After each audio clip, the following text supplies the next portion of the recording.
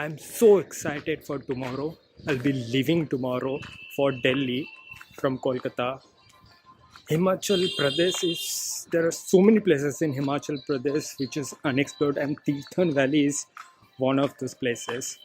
So I'll reach a place called Jibhi, which is around 80 kilometers from Manali.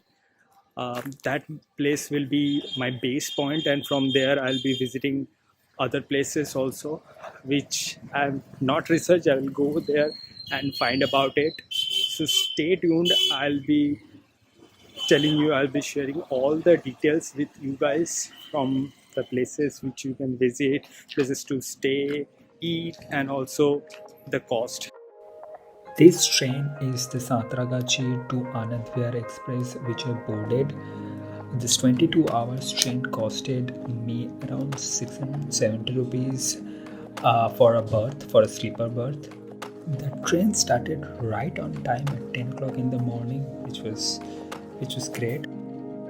The train arrived in New Delhi right on time around 8:30 in the morning.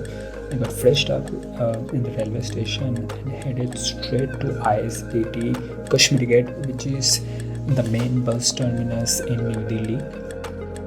An ordinary HRTC bus ticket from New Delhi to Mandi costed me around 830. The bus started around 10 o'clock in the night and it was supposed to reach Mandi around 2 o'clock. Once the hilly road started in the morning, we were stuck in this extensive traffic jam which lasted for around half an hour. But this is normal, and actually we got to know that there was some accident happened.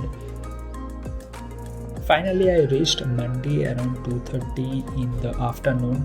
I was so hungry, so I grabbed a quick bite and I waited for a bus that will take me to Banjar. Unfortunately, the Banjar bus left a few minutes before I reached Mandi, so I boarded a bus which will take me to a place called Hot. From there, I will get a bus till Banjar. The roads were very horrible, but I still managed to reach Hot by 4 o'clock in the evening, and then I waited for a bus to Banjar. The private bus journey from Hot to Banjar was fun as it takes you through the winding roads of the Tirthan Valley. I was able to catch the last bus for Jibhi at around 5:30 and reached Jibhi at 7 o'clock in the night.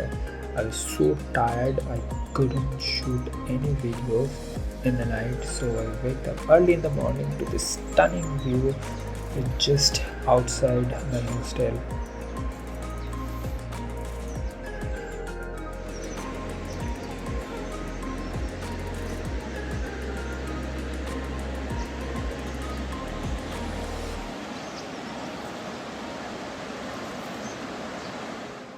I went for a short walk that morning and it was freezing obviously, and so I wanted some tea. But to my surprise, I couldn't find a tea shop until it was 8:30 in the morning. The Jibhi waterfall is just a 5 minutes walk from my hostel. I was literally alone at that time, so I could explore the raw beauty of the waterfall, which is a little one. And I think I also trespassed the premises because at that time there was no ticket counter open, and later I got to know that there is a 10 rupees ticket for entry.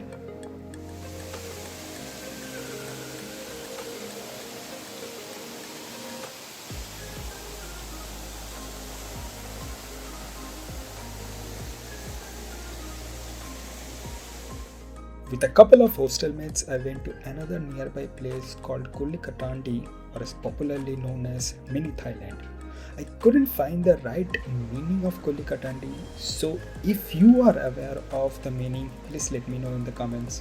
It's just a 10 minutes rough rocky trail down the main road, and then we reached Kolkata. Clean green waters and the two rocks balancing each other is a sight to behold. And that is probably the reason why it is named as Thailand. The next day, I tagged along with a few hostel mates for a trip to Serulskar Lake. The bus journey from Jibhi to Jalori Pass took what it seemed like an eternity. But later on, we understood the reason. The bus was crowded, the elevation was too steep, and on top of it, the road was very narrow. Finally, in 2 hours, the bus dropped us in Jalori Pass. The chalk was filled with shops who were selling tea and snacks. It is the same point where one way go to Serulskar Lake and the other way to Raghupur Fort. We started walking towards Serulskar Lake, which was 5 kilometers from Jalori Pass. After half an hour along the trail, we reached a viewpoint. On walking up to the ridge, we witnessed the raw beauty of Parvati Valley, which was near but yet so far.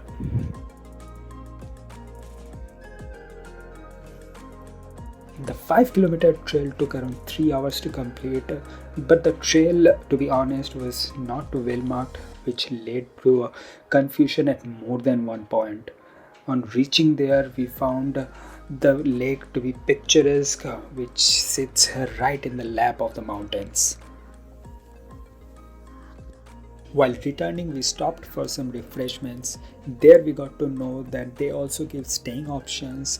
For 800 rupees per person, they offer you a tent for a night, including dinner and breakfast.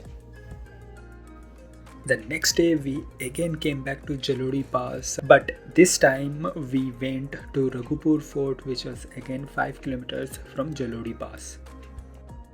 Unlike Serulskar Lake, this trail was steeper, so we stopped at this 360-degree viewpoint to catch our breath.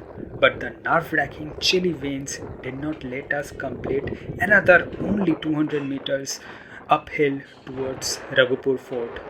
So we returned back, unfortunately. Next day early morning, I left Jibhi for Banjar for yet another solo trek to Chenikoti, that is the 500-year castle at the top of the hill. Although 90% of the route to Chenikoti can be covered in motorways, I chose to trek the entire trail.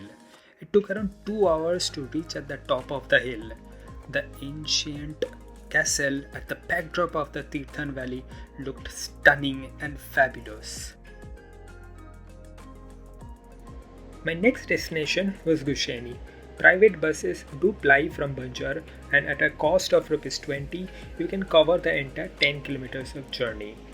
Gushaini, just like Jibhi, is another quaint town, but the only difference is you can feel and see the Tirthan River up close. I reached Gushaini late in the evening. I was very lucky to find a generous person who guided me to a nearby homestay tucked 2 kilometers away from the main road. The roaring sound of the Tirthan River along with the glamorous view of the valley gave the atmosphere a blissful feeling. There is nothing much to explore in Gushaini except a few treks in the Great Himalayan National Park and a waterfall named as Choi Waterfall. Just 3 kilometers from the main Gushaini town lies this place from where the actual trek to Choi starts. And after a long and arduous trek through rough patches and a few wrong turns, I was able to reach Choi. Freezing water and deafening sound. The waterfall looks absolutely stunning. And with that, I ended my 6 days long trip. I went back to Ort to catch a bus to Delhi, and from Delhi, a train to Kolkata. Thanks a lot for watching. Do share this video with others. Have a good day.